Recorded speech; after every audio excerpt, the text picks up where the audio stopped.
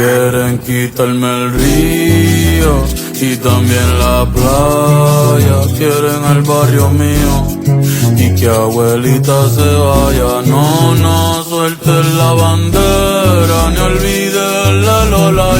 Que no quiero que hagan contigo lo que... Bonjour à toutes et à tous, bienvenue sur cette nouvelle vidéo sur la chaîne.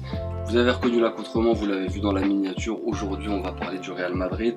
La dernière vidéo sur le Real c'était il y a 2 mois il me semble. Que vaut le Real Madrid de Xabi Alonso? C'était la question que je m'étais posée, on va pas se mentir, ça a très mal vieilli. Xabi Alonso a été remercié à cause de quelques mauvais résultats. Le problème c'est que aujourd'hui on est fin mars et le Real est qualifié en quart de finale de Ligue des Champions, toujours deuxième de Liga à 4 points du Barça. On va essayer d'analyser tout ça, on va essayer de voir qu'est-ce qui s'est passé. Beaucoup de questions. Comment un changement d'entraîneur peut amener autant de positifs en si peu de temps? Que si vous m'aviez dit par exemple que le Real serait revenu plus fort la saison prochaine, ok, mais là c'était pas ouf. Sous Xabi Alonso c'était dans le top 8 en Ligue des Champions. Pas dégueulasse. Je crois que c'est une ou deux défaites et un match nul en Ligue des Champions qui font que le Real a joué les barrages. Les barrages contre Benfica, ça s'est plutôt bien passé, le Real est passé. Ensuite il y a eu les huitièmes de finale contre Manchester City, un classique de la Ligue des Champions. Real City on va quasiment tous les ans. On s'est régalé, très belle prestation de Valverde, le King, le GOAT, CR7 comme je l'appelle dans le milieu, triplé contre Manchester City. Est-ce qu'il marque au match retour? Je sais pas, je me rappelle plus, mais triplé à l'aller. En tout cas, gros match de Valverde. Qu'est-ce qui se passe au Real Madrid? Il y a eu beaucoup de blessés. On a commencé la confrontation contre City avec des joueurs en moins comme Mbappé, comme Jude Bellingham, Militao toujours blessé évidemment, mais je voudrais me concentrer sur Mbappé, Bellingham et Rodrigo qui s'est blessé out jusqu'à la fin de la saison malheureusement. Donc du coup, quand tu as des joueurs du calibre de Bellingham et d'Mbappé qui sont pas là, tu te dis l'équipe va downgrade, l'équipe va baisser de niveau, ça va être compliqué. Pas du tout. Pas du tout. Ça a pu faire émerger des joueurs de la Castilla, le jeune Pitarch qui a 18 ans. Alors pour vous la faire court, milieu de terrain, il a la dalle, il court partout. Quand quelqu'un fait une erreur, il comble son erreur. Quand lui-même il fait une erreur, il se rattrape 2 fois mieux derrière.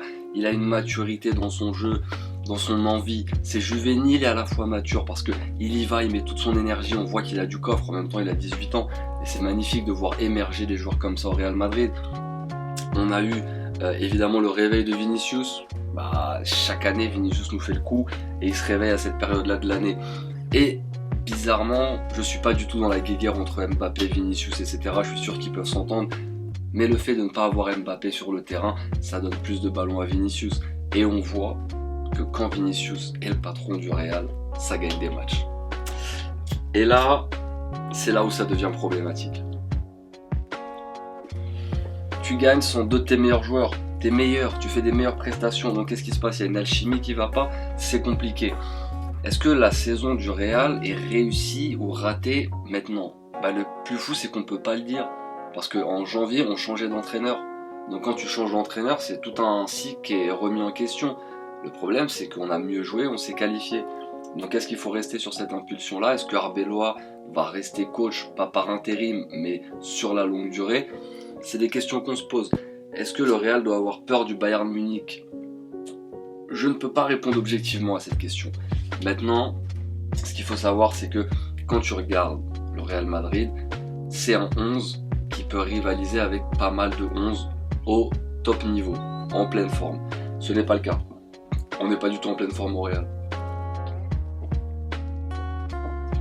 Il y a eu un match référence récemment contre l'Atlético Madrid, 3-2.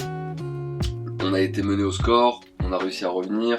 On a eu un peu de chance, un poteau pour l'Atlético, un poteau pour le Real, donc ça équilibre à peu près. C'était un très beau match, il y avait de l'envie, toujours Vinicius patron quand Mbappé n'est pas là, doublé, un penalty et une action sur le côté gauche.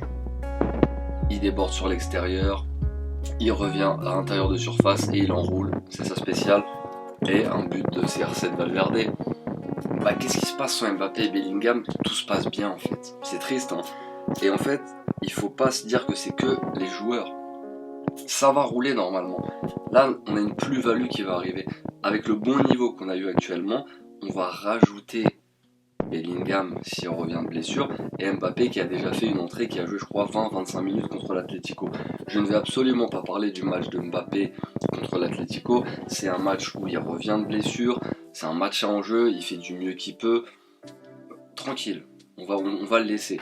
Ce qui est fou avec ce Real, c'est que, comme je l'avais dit dans la vidéo sur Xabi Alonso, moi je suis partisan de laisser le temps. Mais au Real en ce moment, je sais pas ce qui se passe, on n'a plus le temps. Je sais pas ce qui se passe dans la tête de Florentino Pérez, mais on n'a plus le temps. Quand quelque chose ne va pas, faut le régler en 2 mois. Florentino, est-ce que c'est l'âge qui fait que tu te rapproches de la retraite ou tu veux tout faire vite pour compenser? Mais t'inquiète pas papy, ça va aller, t'as du temps encore, laisse les choses se faire. Changer d'entraîneur, au final, force est de constater que dans les faits, c'était positif. Maintenant, il y a une mentalité au niveau des joueurs à gérer. C'est pas normal que des joueurs soient pas compétitifs à certains moments et compétitifs à d'autres. Vous allez me dire, tant qu'ils sont bons au bon moment de la saison, ça marche. Oui, mais rien n'est fait. On va jouer contre le Bayern, qui est dans la forme de sa vie. Après, je suis un petit peu plus dans la narration au niveau de la Ligue des Champions que dans les faits. Parce que on a vu des très très bonnes équipes se faire sortir. On a vu des très très gros collectifs se faire sortir. Tout peut arriver en Ligue des Champions. C'est une battle royale. Le meilleur se qualifie. Celui qui n'a pas réussi à être le meilleur ne se qualifie pas. Je dis pas celui qui est le plus nul parce que en Ligue des Champions, en quart de finale, tout le monde est fort. Même si cette année, il y a eu une petite divergence au niveau des tableaux. Du côté droit, c'était plutôt simple, et du côté gauche, il y avait le Bayern, le Real, Manchester City, le PSG, Liverpool. Ça commence à faire pas mal de grosses équipes d'un côté, des équipes plutôt faibles de l'autre côté. Mais bon, c'est un tirage au sort, on va pas revenir sur ça. Moi, je me concentre sur le Real. Blessure de Courtois, compliqué. Mais encore une fois, la narration me rattrape. Dans le passé, je crois que c'était en 2023-2024, Courtois se blesse, Lounine le remplace, Courtois revient pour la finale de Ligue des Champions. Est-ce que ça va se reproduire? Je ne sais pas. Mais c'est ce qui s'était passé la dernière fois. Donc Courtois se blesse, malheureusement. On arrive à gagner. Pour l'instant, il y a eu un match avec Lounine où il s'est pris 2 buts, mais on a réussi à gagner contre l'Atlético. Est-ce que Lounine a la qualité, le niveau de Courtois? Pas du tout. Est-ce que Lounine est un bon gardien? Je pense que oui, c'est un gardien patient. Maintenant, pour moi, le plus important dans une équipe, c'est la défense. Si on voit trop ton gardien, ça montre quelques lacunes en défense. Enfin, des grosses lacunes en défense. Quand Courtois fait des arrêts de malade, c'est parce que la défense n'a pas été bonne. Mais bon, on commence à avoir une charnière, c'est ça le problème du Real. On n'a pas vraiment de charnière depuis le début de la saison.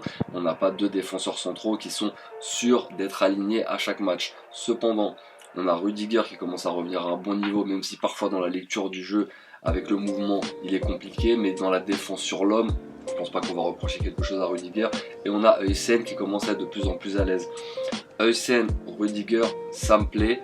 C'est déjà mieux que Huysen, Asensio ou Rudiger, Asensio. En attendant le retour de blessure de Militao, qui pour moi est le meilleur défenseur de l'effectif du Real Madrid. On l'a vu notamment en début de saison. Du coup, on est un peu dans le flou avec ce Real de Madrid parce que en face c'est le Bayern. C'est compliqué. C'est compliqué. Olise, Luis Diaz qui font une saison tous les deux de qualité incroyable et Harry Kane qui fait une saison encore plus incroyable. Donc on a un trio offensif qui est surpuissant. Dans un Real où le point faible, ça va être la défense. On va encaisser des buts. Donc le problème c'est que quelle est la marge de tu encaisses, tu en marques. On va avoir Mbappé qui va revenir, Vinicius qui est dans une bonne forme, Brahim qui est exceptionnel dans son rôle en ce moment, en tant que faux neuf, en tant qu'ailier, c'est excellent de jouer avec Brahim, c'est un facilitateur, sauf que il faut faire de la place et il n'y a que 11 joueurs sur le terrain. Donc est-ce que Arbeloa va avoir la science de trouver le bon schéma tactique? Parce que c'est bien beau d'être bienveillant avec les joueurs, d'être l'ami des joueurs. J'ai appris que après chaque victoire, il leur ramenait un petit déjeuner, c'est très mignon. Il y a un côté famille qu'il essaie de créer. On est une équipe, on est soudés, mais au plus haut niveau, malheureusement, c'est des mathématiques. Il y a très peu de marge d'erreur. Donc quand tu vas tomber contre un Bayern Munich qui est dans la forme de sa vie, en Ligue des Champions, en quart de finale, c'est compliqué. Pour la Liga, on est à 4 points du Barça. Pour moi, c'est pas un Barça tonitruant, mais on n'est que à 4 points. avec quelques matchs vraiment où on aurait pu éviter de perdre ou de faire match nul. Donc il reste des matchs, il reste une dizaine de matchs je crois en Liga ou une douzaine de matchs, dont un Classico au Barça. C'est l'occasion de prendre 3 points et après d'attendre un faux pas, l'erreur du Barça et toi d'être complètement victorieux sur la fin de la saison. Ça demande pas mal de choses, il y a pas mal de paramètres. Est-ce que le Real fait une bonne ou une mauvaise saison? Je ne sais pas, mais c'est une saison passionnante et intéressante. Beaucoup de drama, beaucoup de problèmes, des blessures, un changement d'entraîneur, problème d'ego, problème de statut, Vinicius qui n'est pas renouvelé encore à l'heure actuelle. Ça fait beaucoup de choses et pourtant deuxième de Liga, quart de finale de Ligue des Champions. Je comprends rien avec ce club.